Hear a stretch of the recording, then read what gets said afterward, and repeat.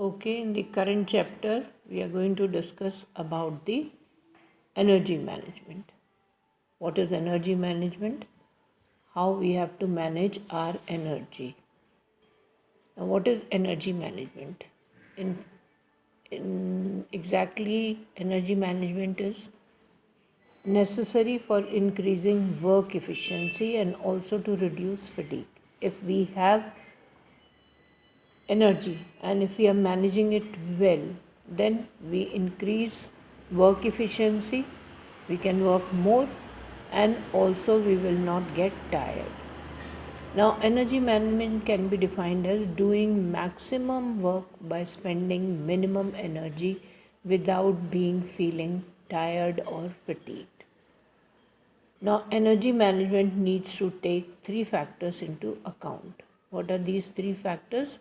First is energy required for various activities, then fatigue, and the third part is work simplification. The only work simplification I have not discussed in this part. I have discussed only the 2 points, first 2 points, energy required and fatigue. How energy is utilized and how much energy is utilized in the different activities. Actually, all the activities do not require the same amount of energy. In some activities, we require very little energy.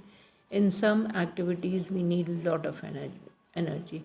And as far as home related activities are concerned, they can be put into three categories. First is light work. For example, where you can sit, relax, and can do this kind of jobs like knitting. Person has to sit and just there will be a slight hand movement. Chopping, again, the sitting or standing person has to just make a hand movement. Dusting, of course, one has to stand and keep moving and doing that, but these are all light work, they don't require that much of energy. Then second category is moderate work, where little more energy is required, like drying or ironing clothes. You take clothes and you dry them on the line or you iron them, requires moderate amount of energy. Cleaning utensils, washing clothes in washing machine, all this requires little more than the light activity. Little more energy is required to perform all these activities. And the last category is heavy work. Now, in this, heavy work means putting too much of energy into it to complete the task. Sweeping and mopping of the house. Now you have to stand and sweep the house, then you have to sit and mop the house. So it requires a lot of energy. Washing clothes manually. Washing in washing machine is a moderate energy is required. Whereas when you wash manually, naturally you have to sit down, take the cloth in front of you and scrub it with the brush. So that takes a lot of energy. Or climbing and coming down of the stairs also need lot of energy.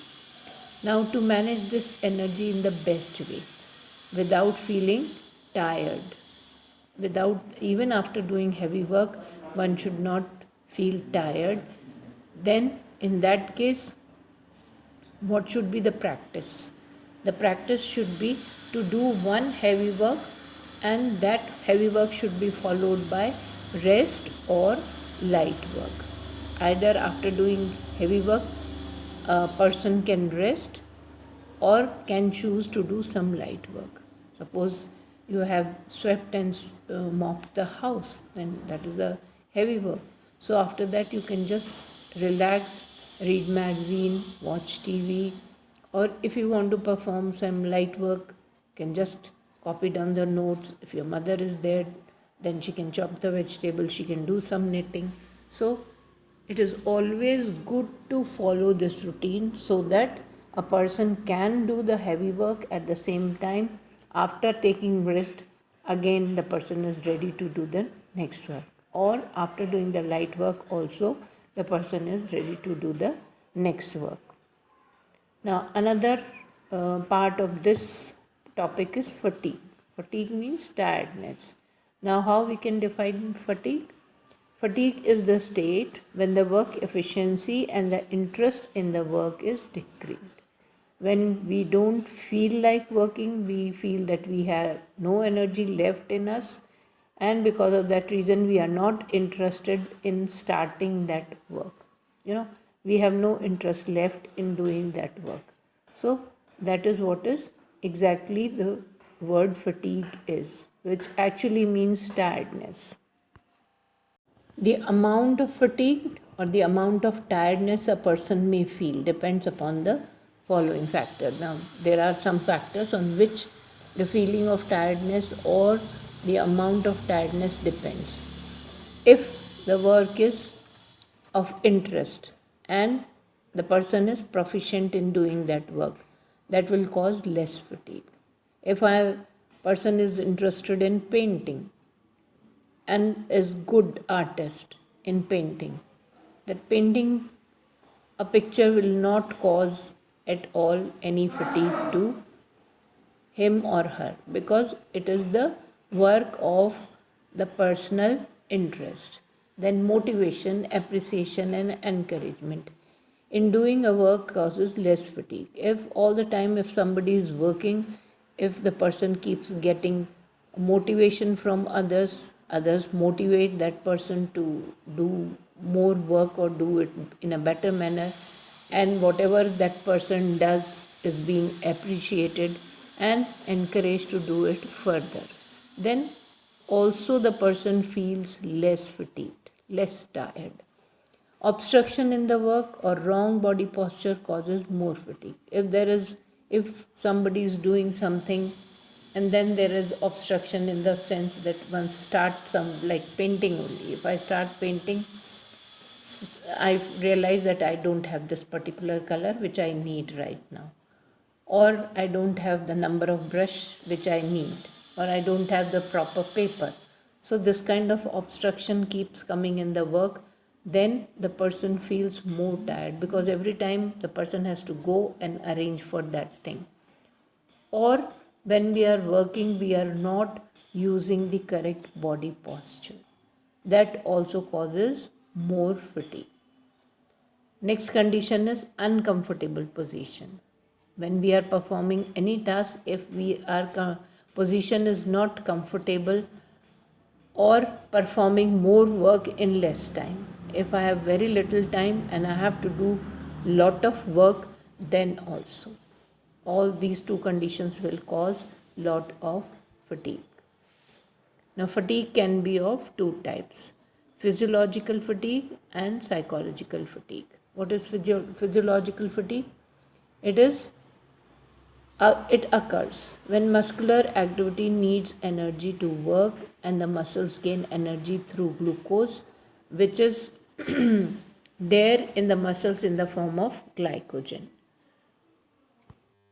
So, as we talked about the physiological fatigue, so this glycogen which is present in the muscles combines with oxygen from bloodstream and releases energy, provides energy to the person. Now, during this process, energy is supplied to muscles, but this process creates two byproducts. When glycogen is combined with oxygen and from the bloodstream, of course, it gives energy. But when this process is being taking place, there are two byproducts which are produced. One is lactic acid and second is carbon dioxide.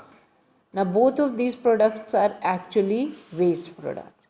They have to be thrown out of the body. So, hence, what happens?